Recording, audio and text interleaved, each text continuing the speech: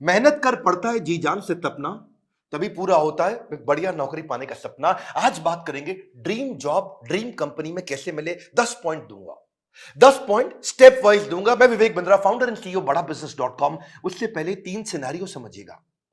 पहला सिनेरियो, जो काम करने में आपको बहुत मजा आता है और आपको अच्छे से करना भी आता है, लेकिन अगर उसके पैसे अच्छे नहीं मिले आपको तो आप जिंदगी भर गरीब रह जाएंगे। दूसरा सिनेरियो लेते हैं, जो काम करना आपको अच्छे से आता है, उसके पैसे भी मिलते हैं, लेकिन आपको प्यार नहीं है उस काम से, आपको मन नहीं करता वो काम करने को, तो आप जिंदगी भर बोर होंगे। और तीसरा सिनेरियो, जिस काम से आपको प्यार तो है, बाजार में उसकी तनख्वाह भी मिलती है, लेकिन आपको करना अच्छे से आता नहीं है, तो फिर आपको नौकरी नहीं, वो तो खाली एक सपना है, वो ड्रीम जॉब नहीं है, खाली ड्रीम है। सो बात समझते हैं कि 10 पॉइंट क्या किया जाए, एक अच्छे से आपको जॉब कैसे मिले। पहले जिस कंपनी में आप जॉब चाहते हैं, पहला पॉइंट है उस कंपनी के बारे में रिसर्च करो। उस कंपनी का विजन, मिशन, उसकी लीडरशिप, उसके माइलस्टोन्स, उस कंपनी के बारे में पढ़ लिख लो वहां रिज्यूमे भेजते वक्त। नौकरी.com पे बहुत सारी अपॉर्चुनिटीज आपको मिलेंगी, लेकिन पहले कंपनी की वेबसाइट, इंटरव्यू में जाने से पहले उसके सोशल मीडिया, उसका एंगेजमेंट, mouthshut.com, glassdoor.com, उसका लिंक्डइन, उसके सारे गूगल पे सब चीजें, जितना ज्यादा आप इंटरेस्टेड होंगे उतना आपका कैंडिडेचर इंटरेस्टिंग हो जाएगा। जब आप इंटरव्यू में मिलते हैं ना लोगों से, if you are interested in the company, they will see you as interesting for the company. Company research के बाद दूसरा पॉइंट, जॉब डिस्क्रिप्शन को समझिए। जॉब डिस्क्रिप्शन की डिटेल मांगिए। आपका केआरए क्या होगा, केपीआई क्या होगा, आपसे क्या एक्सपेक्ट किया जा रहा है कंपनी में, ये मांग लो। अगर ये समझ में आ जाए कि कंपनी आपसे चाहती क्या है, करवाना क्या चाहती है, जॉब का डिस्क्रिप्शन, आपका केआरए की रिस्पॉन्सिबिलिटी एरिया, आपका केपीआई की परफॉर्मेंस इंडिकेटर, आपसे क्या एक्सपेक्ट किया जा रहा है इस रोल में, अगर वो मिल जाएगा तो पूरा ग्रिप आ जाएगा आपका इंटरव्यू में। तीसरा, अब जो इंटरव्यू लेने वाला है उसकी डिटेल निकालो। एचआर से जब आप बात करेंगे, पूछेगा आपका इंटरव्यू कौन लेंगे, उस इंटरव्यूअर का अगर आपको नाम मिल जाता है तो लिंक्डइन पे उसका प्रोफाइल खोल लीजिए। देखिए उसने क्या पोस्ट शेयर किया है, क्या आर्टिकल शेयर किया है, क्या उन्होंने कोई ब्लॉग शेयर किया है, उसके बारे में अगर आप तारीफ करेंगे, उसकी डिटेल उनको इंटरव्यू में बताएंगे, तो वो आपकी आई फॉर डिटेल को बहुत पसंद करेंगे। मेरे साथ भी होता है कई बार, जब कोई मुझको इंटरव्यू देने आता है, बोलता है सर मैं तो आपका बहुत बड़ा फैन हूं, मैं तो आपके सारी वीडियो देखता हूं, तो मैं पूछ लेता हूं टॉप 5 वीडियो कौन से देखे थे जो आपको बहुत पसंद आए और मैंने उसमें क्या बताया। पता चल जाता है कि आदमी झूठ बोल रहा है या सच बोल रहा है। अगर डिटेल में लिया अपने इंटरव्यूअर को पहचान, तो अपने इंटरव्यू को बना लोगे सुपर आसान। इसको क्या कहते हैं, failing to plan means planning to fail. Plan करके जाइए, इंटरव्यूअर के बारे में पढ़ के जाइए। अब्राहम लिंकन भी बोला करते थे ना कि अगर मुझे पेड़ काटना हो, मेरे पास 8 घंटे हो, तो 6 घंटे तो मैं केवल धार लगाऊंगा, 2 घंटे में पेड़ काट दूंगा। 6 घंटे धार क्या लगाऊंगा, मतलब क्या, इतनी तैयारी कर लूंगा कि 2 घंटे में पेड़ अपने आप कट जाएगा। आसान है, लेकिन थोड़ा इसको समझ के जाओ। इंटरव्यूअर क्या क्वेश्चन पूछ सकता है आपसे, कि अपने बारे में बताओ, पूछेगा आपसे पॉपुलर क्वेश्चन क्या, आपको क्यों हायर करें, आपकी स्ट्रेंथ्स क्या है, आपकी लीडरशिप स्किल्स के बारे में बताइए, आपके पास एक्सपीरियंस नहीं है, आपको क्यों हायर करें। इस तरह अगर आप अपनी तैयारी करके जाएंगे, मजा आएगा। चौथा पॉइंट, एम्प्लॉयर सेंट्रिक रहिएगा। इस चौथे पॉइंट में ध्यान रखना, इंटरव्यूअर आपकी मानसिकता को जरूर चेक करता है। अपने आंसर्स को ऐसे कस्टमाइज करिए, आप आत्म प्रेरित, सेल्फ मोटिवेटेड दिखने चाहिए। एक एम्प्लॉय मानसिकता का होता है, इंट्राप्रेन्योर मानसिकता का होता है। हमारे एवरीथिंग अबाउट एंटरप्रेन्योरशिप कोर्स में हम इंट्राप्रेन्योर की बहुत बात करते हैं। एम्प्लॉय वो जो नौकरी करता है, इंट्राप्रेन्योर वो क्यों करता तो नौकरी है, पर उसका बिहेवियर ओनर जैसा होता है। वो प्रॉब्लम पे फोकस करेगा, एम्प्लॉय इंट्राप्रेन्योर एक्शंस पे फोकस करेगा। वो बोलेगा फैमिली इज माय फैमिली, ये कहता है कि नहीं नहीं, organisation is also my family. वो उसको परिवार की तरह देखता है। वो हार्डवर्क करता है, ये स्मार्ट वर्क करता है। वो कंज्यूमर होता है, ये कंट्रीब्यूटर होता है। एंटरप्रेन्योर आते ही सोचता है मैं ऐसा क्या कर लूं कंपनी में। वो पुश स्टार्ट है, उसको धक्का मारोगे तो काम चालू करेगा। ये सेल्फ स्टार्ट है, अपने आप काम करता है। वो टाइम वेस्ट करता है, ये टास्क वेस्ट करता है। एम्प्लॉय क्या करता है, सुबह 9 से 5, 9 बजे आएगा, 5 बजे निकल जाएगा। ये क्या कहता है, जब तक काम खत्म नहीं होगा तब तक बैठूंगा। काम जल्दी खत्म करने की कोशिश करता है। ये समय के हिसाब से नहीं, काम के हिसाब से काम करता है। इसलिए employee gets paid for the time he spends, intrapreneur gets paid for the value he creates, है ना।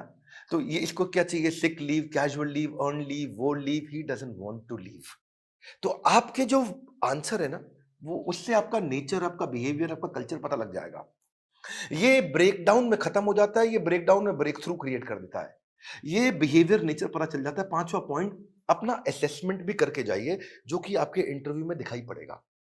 सनातन गोस्वामी चैतन्य महाप्रभु से बोले के आमी, क्या बात हुआ कि मैं हूं कौन, आप पहचानिए अपने आप को।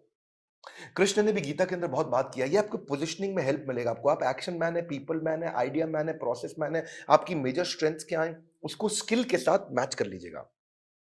देखिएगा कि जो जॉब डिस्क्रिप्शन है ना, जो मैंने पीछे बताया था आपको, उसमें देखिए कि कंपनी का गोल क्या है, इस जॉब से कौन सा गोल अचीव करने वाले हैं, कंपनी में क्या प्रॉब्लम्स थी जो इस जॉब से वो सॉल्व कराने वाले हैं। और जब आप जाएंगे तो अपने हार्ड स्किल और सॉफ्ट स्किल को जरूर समझ के जाइएगा। ये छठा पॉइंट है। हार्ड स्किल कौन से होते हैं? ये वो स्किल होते हैं जो बेसिकली आप क्वांटिफाई कर सकते हैं, जैसे कि फॉरेन लैंग्वेज हो गया, डिग्री हो गया, सर्टिफिकेट हो गया, मशीन ऑपरेशन हो गया, आपका किसी प्रकार का कोई भी data mining, accounting, programming, software testing, ये सब हार्ड स्किल होते हैं। जिसमें कला आती है। जैसे फाइनेंस के अंदर बजटिंग, बिजनेस प्लानिंग होता है या प्रोडक्ट डेवलपमेंट होता है। लेकिन सॉफ्ट स्किल कौन से? बातचीत कैसे करते हो, आपका टीम वर्क कैसा है, आप डिसीजन ले पाते हो नहीं, लीडरशिप है कि नहीं, मोटिवेटेड रहते हो कि नहीं, सुनते हो ध्यान से कि नहीं, पीपल स्किल है कि नहीं, इंटरपर्सनल फ्लेक्सिबिलिटी, टाइम मैनेजमेंट, ये सारे सॉफ्ट स्किल है। उस तरफ हार्ड स्किल है। तो पहले से ही चेक करके जाइए, क्योंकि आपका see he who speaks without attentive ear is mute. क्या मतलब हुआ? जो बिना सुने बोलता रहता है, बोलता रहता है, जो बिना सुने बोलता रहता है, वो सबसे बड़ा गूंगा होता है।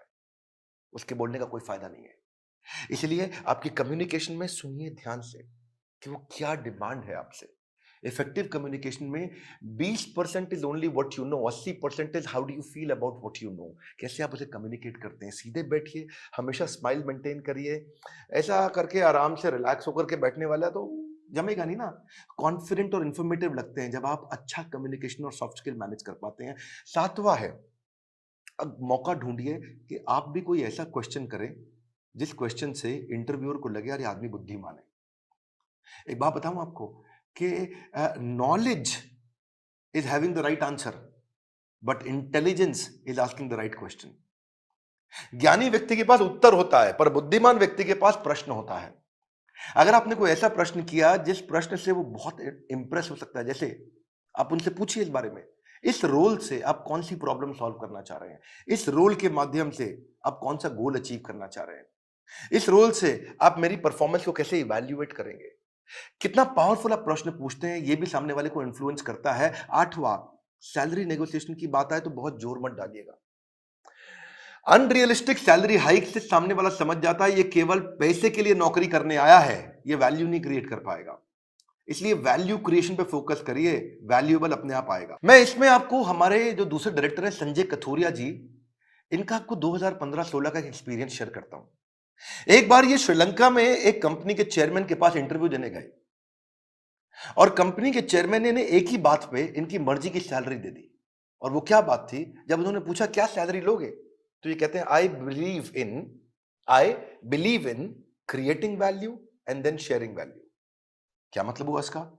कि मैं पहले 100 दिन आपके लिए वैल्यू क्रिएट करूंगा, अगर वैल्यू क्रिएट हो गई बढ़िया, तो उसके बाद आप उस वैल्यू को शेयर कर देना मेरे साथ, तब आप तनख्वाह मेरे हिसाब से दे देना। अभी आपको जो समझ में आता हो आप दे सकते हो मुझे, लेकिन मैं वो काम करके दिखाऊंगा, वो वैल्यू क्रिएट करूंगा, तब मैं वैल्यूएबल डिमांड करूंगा। Create value then share value.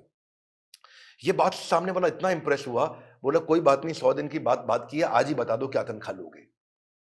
जब आप वैल्यू क्रिएट करने पे फोकस करते हो, पहले कहते हो मैं वैल्यू क्रिएट करूंगा, बाद में अपना शेयर लूंगा, इससे सामने वाले को आप पे बहुत कॉन्फिडेंस आ जाता है। सैलरी नेगोशिएशन पे बहुत फोकस मत करिए, मेन मुद्दा समझिए, वैल्यू क्रिएशन पे फोकस करिए। सैलरी नेगोशिएशन अपने आप हो जाएगी जब वैल्यू क्रिएशन का सामने कॉन्फिडेंस आ जाएगा कि आप करके क्या दिखा सकते हैं जॉब में। 9वां पॉइंट, अपने रेज्यूमे पे ध्यान दीजिएगा। ये हालांकि मैं थोड़ा पहले भी बता सकता था 9वां पॉइंट, पर ध्यान रखिए अपने लाइवली और एक्शन ओरिएंटेड वर्ड लिखिए। रेज्यूमे लंबा मत बनाइए, 6 पेज, 8 पेज, 10 पेज का, क्योंकि जो रिक्रूटर होता है या जो इंटरव्यूअर होता है वो उसके पास ज्यादा समय नहीं है देखने के लिए। बुलेट पॉइंट्स में लिखिए ताकि मैक्सिमम चीजें कैप्चर हो जाएं कम समय में। सीक्वेंस के अपना एक्सपीरियंस लिखिए, और अगर एक्सपीरियंस ज्यादा नहीं है तो कोई बात नहीं, आपने आज तक जो भी कहीं पे थोड़ा बहुत इंटर्नशिप भी किया तो वो भी डालिए।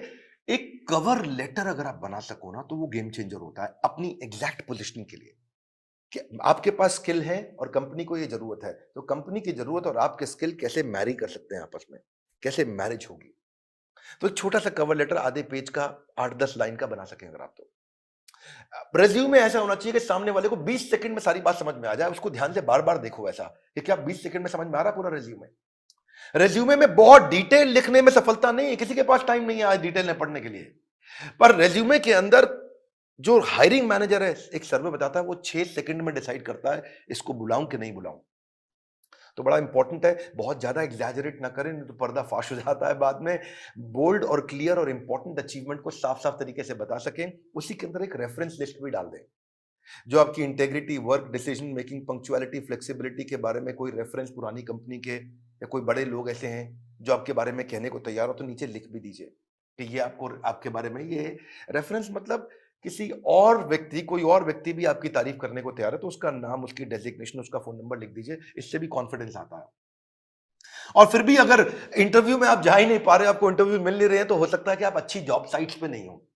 मार्केट में धक्के नहीं खाने पड़ेंगे अगर आप अच्छी जॉब साइट्स पे जाओगे।